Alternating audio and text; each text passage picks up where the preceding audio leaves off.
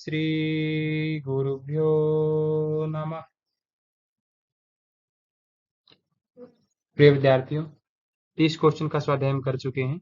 इस वीडियो में हम 31 से लेकर 40 क्वेश्चन तक का स्वाध्याय करेंगे। तो पहला क्वेश्चन है हमारा, भगवत गीता के अनुसार सृष्टि चक्र और यज्ञ के आधार पर क्रमबद्ध कीजिए। जो विकल्प दिए गए हैं उनको सृष्टि चक्र के आधार पर क्रमबद्ध करना है। तो एक दिया गया यज्ञ, विहित कर्म, संपूर्ण प्राणी, अन्न की उत्पत्ति और वर्षा।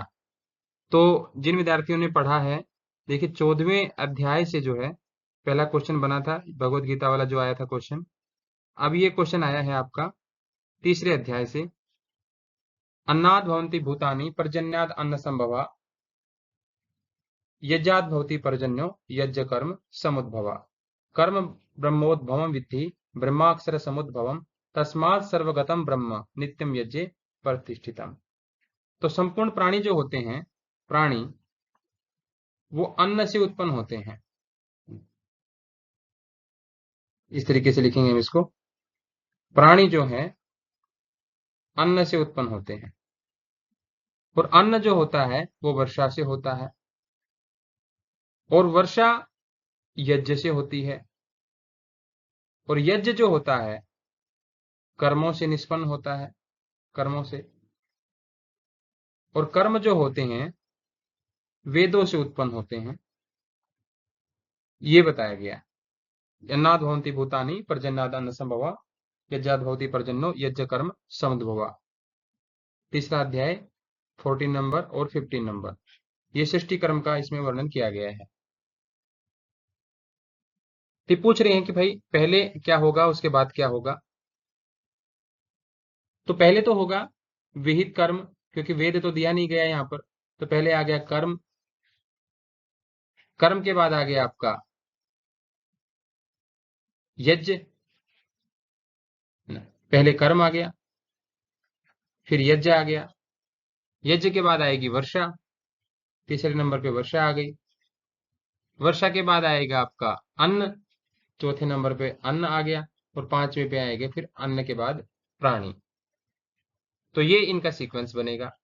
तो कौन सा उत्तर बनेगा हमारा?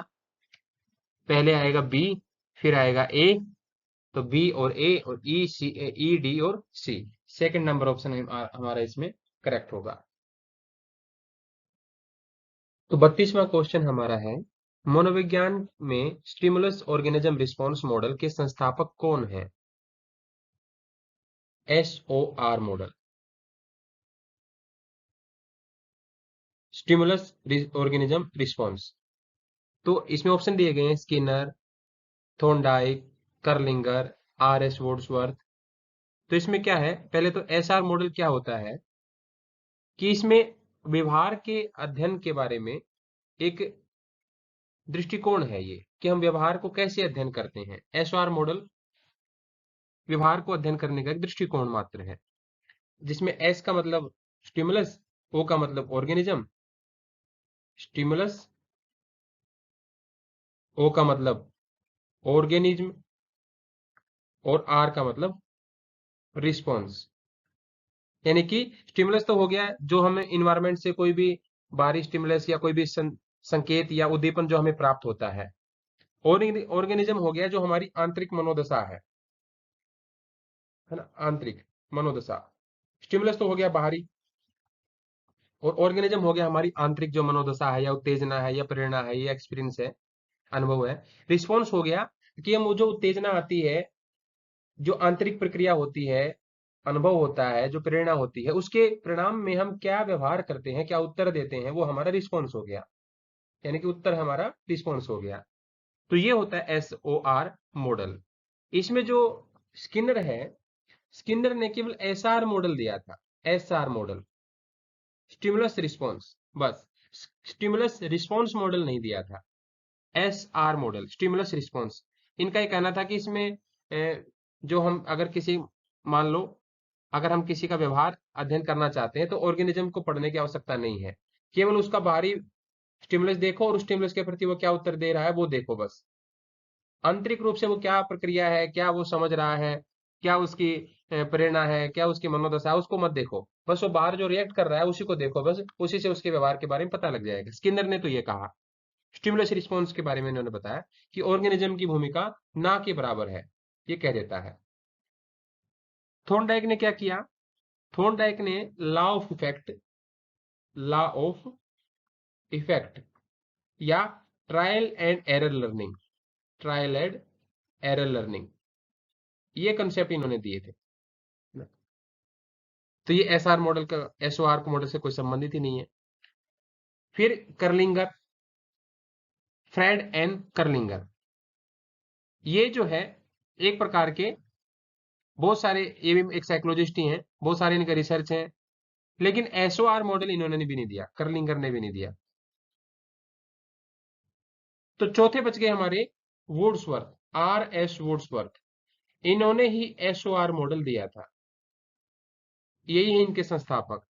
इनका कहना है कि स्टिमुलस रिस्पॉन्स से व्यवहार को हम नहीं समझ सकते। जो स्किनर ने कहा कि स्टिमुलस रिस्पॉन्स से समझ सकते, ये कहते हैं कि केवल स्टिमुलस और रिस्पॉन्स से नहीं समझ सकते, ऑर्गेनिज्म बहुत जरूरी है। कि भाई एक जो स्टिमुलस आया बाहरी, है ना, और रिस्पॉन्स भी दे दिया बाहरी, लेकिन आंतरिक दशा क्या थी उसको समझे बिना हम किसी व्यक्ति के पूर्ण व्यवहार को नहीं समझ सकते। आंतरिक मनोदशा बहुत जरूरी है। तो वुड्सवर्थ ने एसओआर मॉडल दिया था, उसके संस्थापक यही है। आगे है हमारा, तो हमारा 33वां क्वेश्चन है, गेरंड संहिता में नेति क्रम के लाभ। तो इसमें ऑप्शन दिए गए हैं, जठराग्नि, प्रदीप्त, कफ दोष का नाश, नाड़ियों की निर्मलता, खेचरी सिद्धि और कामदेव के समान रूप। तो पहले ही अध्याय में 51 नंबर और 52 नंबर जो श्लोक है उसमें दिया गया है नेति के लाभ के बारे में, कि नेति कितनी होनी चाहिए?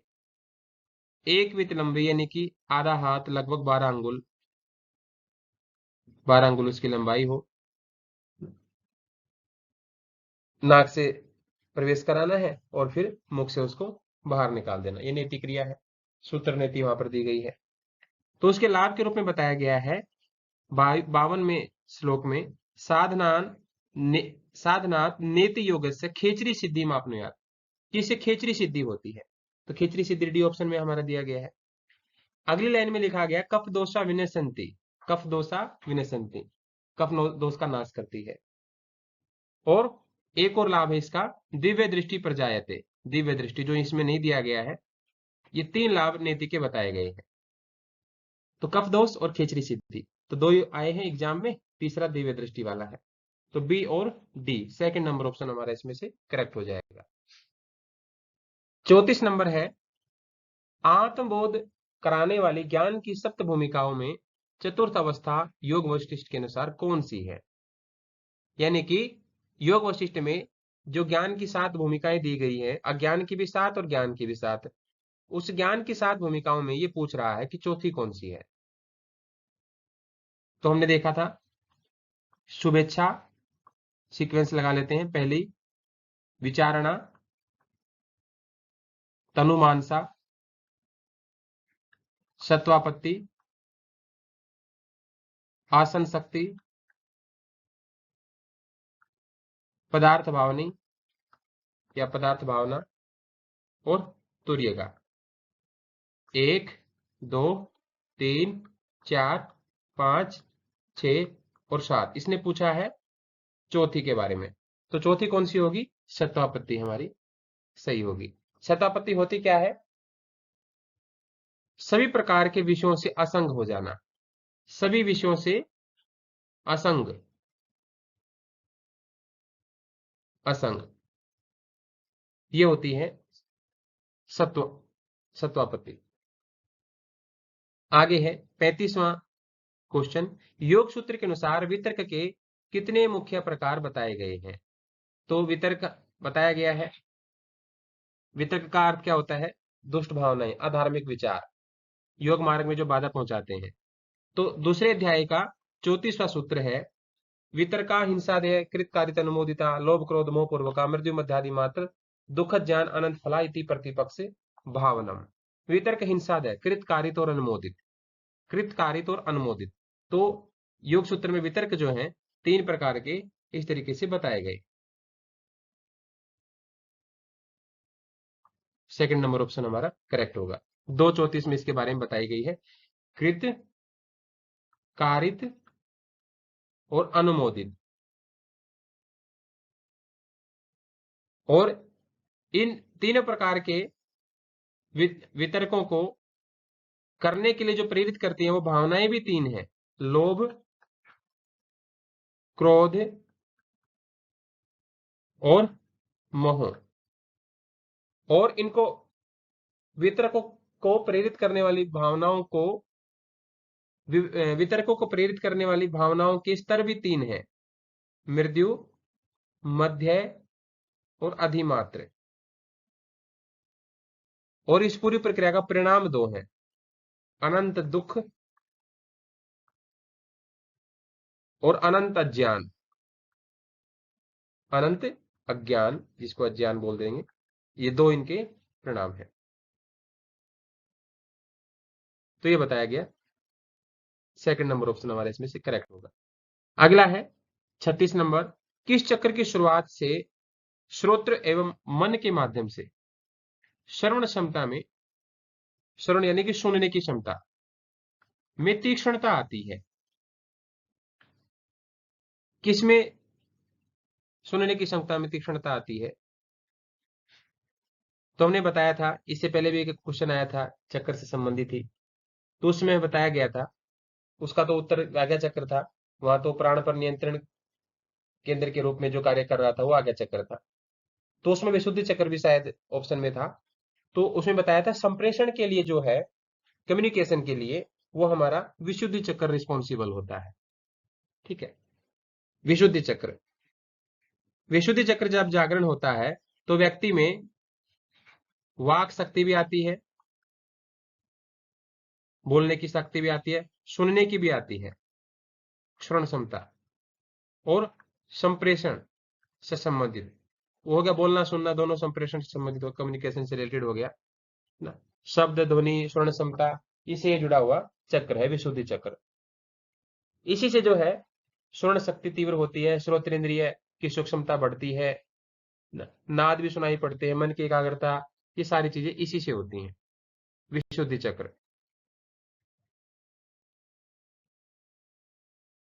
37वां क्वेश्चन है कि योग सूत्र के अनुसार इंद्रिय जय हेतु संयम की जाने वाली अवस्थाएं बताइए। तो योग सूत्र में तीसरे पाद में 48वें सूत्र में बताया गया है, ग्रहण स्वरूप अस्मितान्व्यार्थ तत्व संयमात इंद्रिय ज। क्या क्या है? ग्रहण पहला, दूसरा है स्वरूप, तीसरा है अस्मिता, चौथा है अन्वय,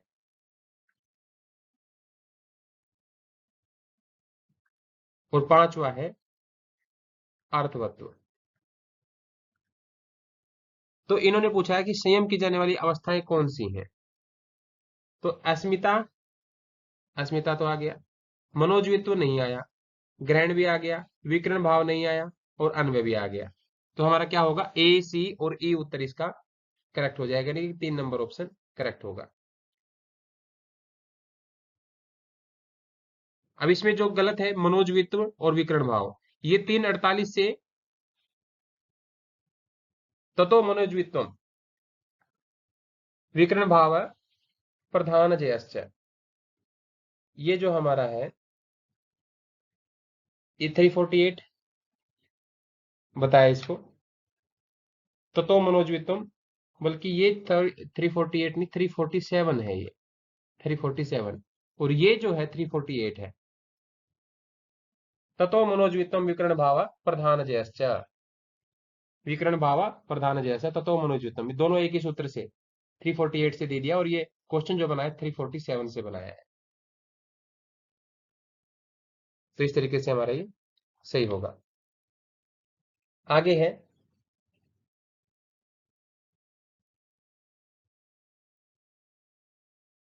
choose the correct option with reference to the bodily tissue, कि शरीर के ऊतकों के संदर्भ में सही विकल्प क्या है, ये पूछ रहा है। कि tendon connects bone to bone, epithelial tissue cover body surface and inner cavities. Smooth muscles tissues is present in the heart, and blood and lymph are connective tissue with distinctive collection of cells. A neuron or nerve tissue is made up of cell body and axon. तो इनमें से कौन सा ठीक है, ये पूछ रहा है। तो इसमें से हमारा संदर्भ में क्या ठीक है, एपिथेलियल टिश्यू, टिश्यू के बारे में पूछ रहा है, ये कौन सा ठीक है। Tendon connects bone to bone, ये तो नहीं ठीक होगा, इसने टिश्यू के बारे में पूछा है। Epithelial tissue cover body surface and inner cavities, बिल्कुल ठीक है। एपिथेलियल टिश्यू जो होते हैं शरीर के बाहरी सतह जैसे स्किन वगैरह है, और अंदर के जो अंग ऑर्गन होते हैं उनको ढके रहते हैं, श्वास नली डाइजेस्टिव जो सिस्टम होता है हमारा, उनको कवर किए रहते हैं। और C smooth muscle tissue is present in the heart, smooth muscle tissue is present in the heart, नहीं। Blood and lymph are connective tissue with distinctive collection of cells, बिल्कुल सही।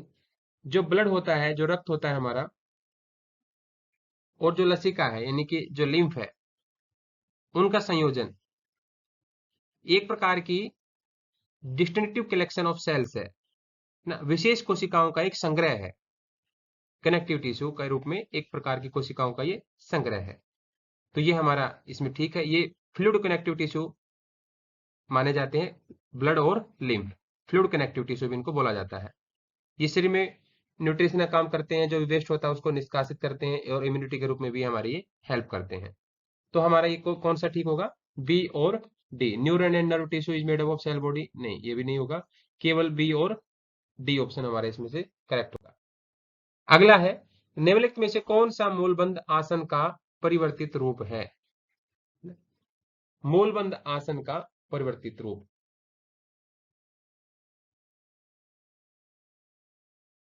तो हम देखेंगे भद्रासन, ब्रह्मचर्य आसन, वृश्चिकासन, लोलासन, ये जो आसन है इनमें से ने पूछा कि मूलबंध का परिवर्तित रूप, बदला हुआ रूप कौन सा है। अगर किसी भी आसन को लगाएं तो किस आसन में मूलबंध लग जाए, तो वो हमारा है भद्रासन। भद्रासन ही मूलबंध का परिवर्तित रूप है। आगे है 40वां क्वेश्चन आपका।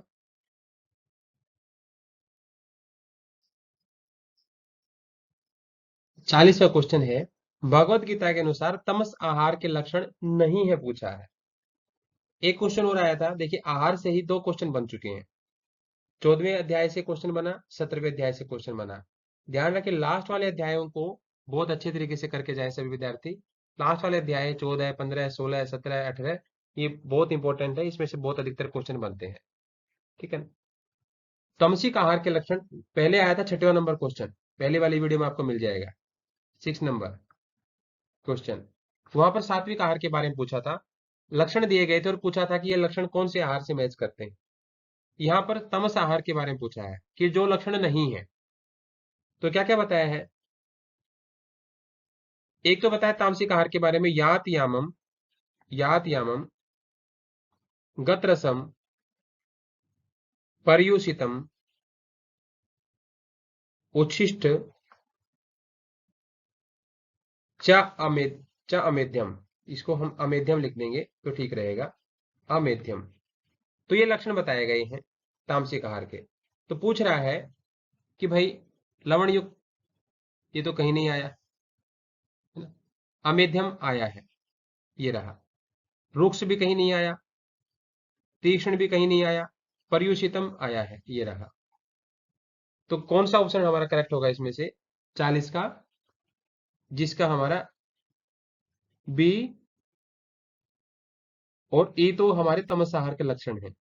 इसने पूछा कि जो नहीं है, तो बी और ई को छोड़ करके क्या बचा, ए, सी और डी, ए, सी और डी। 40 नंबर हमारा, सॉरी 40वें क्वेश्चन का हमारा सेकंड ऑप्शन करेक्ट होगा। तो इस प्रकार से आपके 40 क्वेश्चन ये कंप्लीट हो जाते हैं।